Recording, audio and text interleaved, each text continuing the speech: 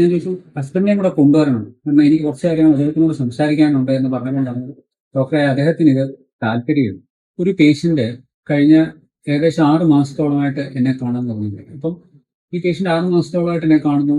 അപ്പം last month ആയപ്പോൾ കഴിഞ്ഞ മാസം എന്നെ കാണാൻ വന്നപ്പോൾ ഞാൻ പറഞ്ഞു, മോളെ ഏകദേശം 6 മാസത്തോളമായി, ഇനി നമുക്ക് ട്രീറ്റ്മെന്റ് കുറച്ചുകൂടെ ഒന്ന് അതിന്റെ ഒരു ഇത് കൂട്ടണം എന്ന് പറഞ്ഞു. അപ്പം ഞാൻ ചോദിച്ചു, ഈ കഴിഞ്ഞ 6 മാസത്തിനിടയിൽ ഒരു പ്രാവശ്യമാണ് ഹസ്ബൻഡ് എന്നെ കാണാൻ വന്നത്. ഹസ്ബൻഡും വൈഫും ഒരുമിച്ച് വന്ന ഒറ്റ പ്രാവശ്യമാണ്.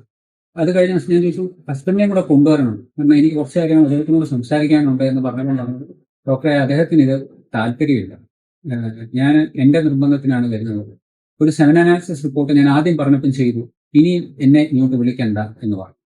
അപ്പൊ ഞാൻ പറഞ്ഞു അതങ്ങനല്ല, ഒരു 7 അനാലിസിസ് അവര് ആദ്യം ചെയ്തു, അത് ഇവിടെ വന്നല്ലേ, അവര് വേറെ എവിടെയോ വെളിയിൽ ചെയ്തിട്ട് ആ ഹസ്ബൻഡ് ഒറ്റ പ്രാവശ്യമാണ്, ആ റിപ്പോർട്ട് മാത്രമായിട്ടാണ് വന്നത് വൈഫ്. ഞാൻ തന്നെ വിളിച്ച് സംസാരിച്ചു. ഞാൻ പറഞ്ഞു നിങ്ങളെ ഹസ്ബൻഡ് വരണം, ഹസ്ബൻഡ് ഇവിടെ വന്ന് എനിക്ക് ഹസ്ബൻഡിനെ കാണണം എന്ന് പറഞ്ഞു. ഇവിടെ ഹസ്ബൻഡിനെ ഇവിടെ വന്ന് നോക്കിയപ്പോൾ ഹസ്ബൻഡിന്റെ സെമൻ ടെസ്റ്റ് നമ്മൾ ഇവിടെ റിപ്പീറ്റ് ചെയ്ത് നോക്കിയപ്പോൾ ഹസ്ബൻഡിന്റെ അക്കൗണ്ടിന് കാര്യമായ പ്രശ്നങ്ങൾ ഉണ്ട്. പലപ്പോഴും ഇവിടെ സംഭവിക്കുന്നത്, പലപ്പോഴും ഇതൊരു സ്ഥിര സംഭവമാണ്. ഇത്രയും കാലഘട്ടം പുരോഗമിച്ചു, ഹെൽത്ത് വീഡിയോസ് ഒക്കെ ആൾക്കാർ കാണുന്നുണ്ട്. പക്ഷെ എന്നാലും പലപ്പോഴും വന്ധ്യത എന്ന് പറയുന്നത് സ്ത്രീയുടെ മാത്രം ഒരു ഇതായിട്ട് വരികയും പുരുഷന്മാരുടെ കാര്യത്തെക്കുറിച്ച് പലപ്പോഴും നമ്മൾ സംസാരിക്കാതിരിക്കുകയും ചെയ്യുന്നത് സമൂഹത്തിൽ ഇന്നും വളരെ സാധാരണമാണ്.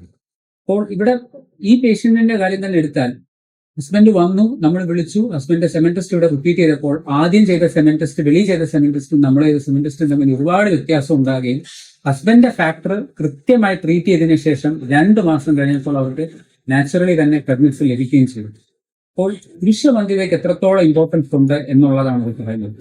ഏകദേശം 50% മേലെ വന്ധ്യതയ്ക്ക് കാരണം പുരുഷവന്ധ്യതയാണ്.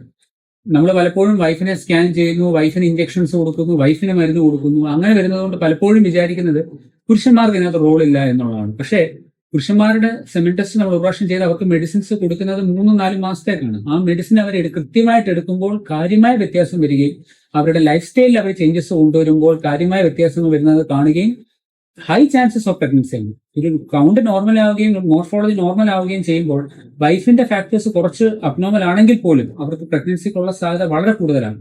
സോ ഇവിടെ പുരുഷവന്ധ്യത സംസാരിക്കപ്പെടേണ്ടതാണ്, അതിനെക്കുറിച്ച് ആൾക്കാർ മനസ്സിലാക്കേണ്ടതാണ്. ഹസ്ബൻഡും വൈഫ് ഒരുമിച്ച് വേണം ഇതിനെ വന്ധ്യത ചികിത്സയ്ക്ക് നേരിടാൻ, അല്ലാതെ ഇത് വൈഫിന്റെ മാത്രം ഒരു ചുമതലയായി ഒരിക്കലും കാണരുത്.